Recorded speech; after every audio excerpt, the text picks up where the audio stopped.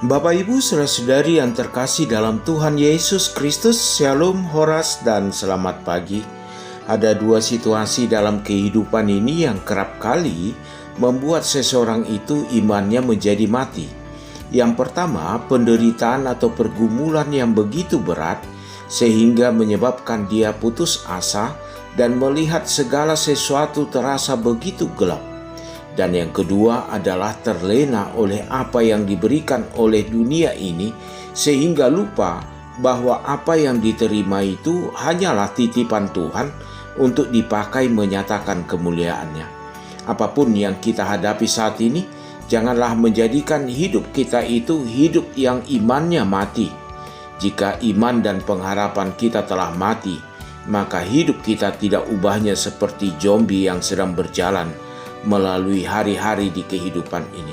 Sebelum kita melakukan aktivitas pada satu hari ini, kita akan disapa oleh firman Tuhan. Untuk itu marilah kita berdoa. Kasih karunia dan damai sejahtera dari Allah Bapa dan Anaknya Tuhan Yesus Kristus dan Roh Kudus kiranya menyertai kamu sekalian. Amin. Bapak Ibu yang terkasih, firman Tuhan yang menyapa kita pada pagi hari ini, hari Selasa tanggal 29 Juni tahun 2021, bertemakan hidup dalam iman yang hidup, tertulis dalam kitab Wahyu pasal 3 ayat yang pertama. Dan tuliskanlah kepada malaikat jemaat di Sardis, inilah firman Dia yang memiliki ketujuh roh Allah dan ketujuh bintang itu. Aku tahu segala pekerjaanmu, engkau dikatakan hidup, padahal engkau mati. Atau dalam bahasa Batak dikatakan, surat tomatu suruan ni huria sardes, odo hata ni partodi napitu nasian debata, jala parbitang napitu, huboto do akkaulomu, natargoar doho mangulu hape namate do. Bapak Ibu saudara-saudari yang terkasih, hidup manusia secara umum dibagi atas 3 bagian. Yang pertama, hidup yang sungguh-sungguh hidup dengan iman dan pengharapan di dalam Tuhan. Dan yang kedua, kehidupan yang mengisi hidupnya pada suatu harapan yang sia-sia atau hidup yang penuh dengan keluh kesah. Dan yang ketiga adalah kehidupan yang dijalani dengan apatis. Tidak ada lagi pengharapan serta iman yang berakar dan bertumbuh dalam Tuhan. Hati-hati, hidup mana yang sedang kita jalani di tengah-tengah persoalan dan kekhawatiran hidup yang kita hadapi di pandemi COVID-19 saat ini? Apakah kita masih melakukan apa yang diinginkan Tuhan di situasi saat ini? Atau situasi ini menjadi alasan bagi kita untuk tidak melakukan apa-apa yang dihendaki Tuhan dalam hidup kita? Kitab Wahyu pasal 3 ayat yang pertama ini berisikan nasihat kepada jemaat Sardis, di mana dalam ayat ini jemaat Sardis diingatkan bahwa mereka yang mengira keadaannya yang sekarang adalah baik, ternyata di hadapan Tuhan sebetulnya mereka mati. Jemaat Sardis memiliki tampilan luarnya baik dan indah. Apakah dalam ibadah atau penyembahannya seperti berjalan begitu bagus, tetapi di dalamnya busuk dan rapuh. Sehingga bila mereka senantiasa hidup seperti ini terus-menerus, akan berdampak buruk bagi pertumbuhan iman mereka di kemudian hari. Maka Tuhan mengingatkan mereka untuk bangkit dari kehidupan yang buruk itu.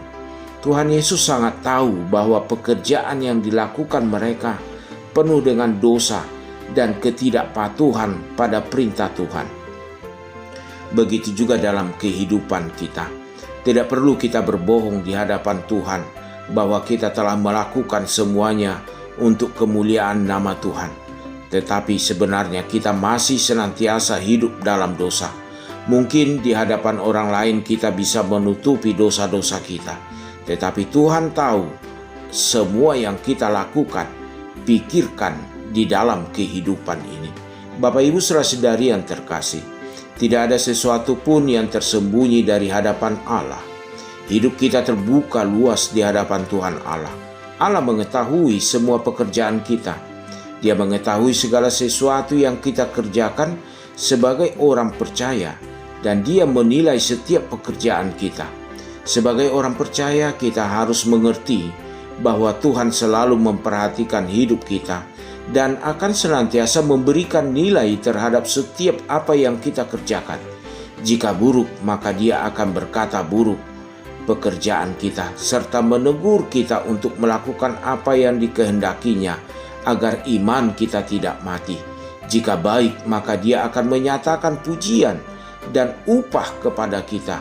Untuk itu, marilah kita hidup dalam iman dan pengharapan yang benar, agar iman kita benar-benar hidup, karena Tuhan tahu jalan apa yang sedang kita tempuh.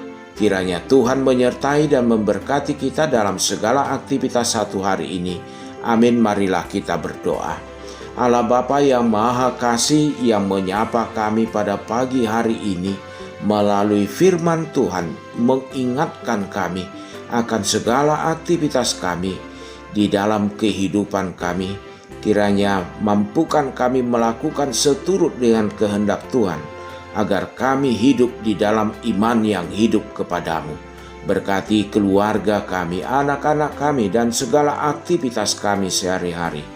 Berkati juga jemaat-Mu yang dalam keadaan sakit, dimanapun mereka berada, baik di rumah maupun di rumah sakit. Tuhanlah yang menjamah dan menopangkan tangan-Mu yang kudus.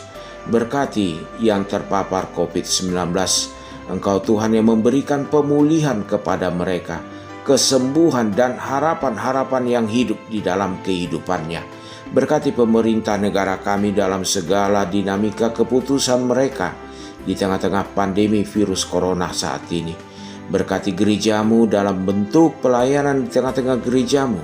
Kiranya menjadi pemujian dan penyembahan di hadapan Tuhan dan sukacita bagi jemaat-Mu dalam Kristus Yesus. Amin.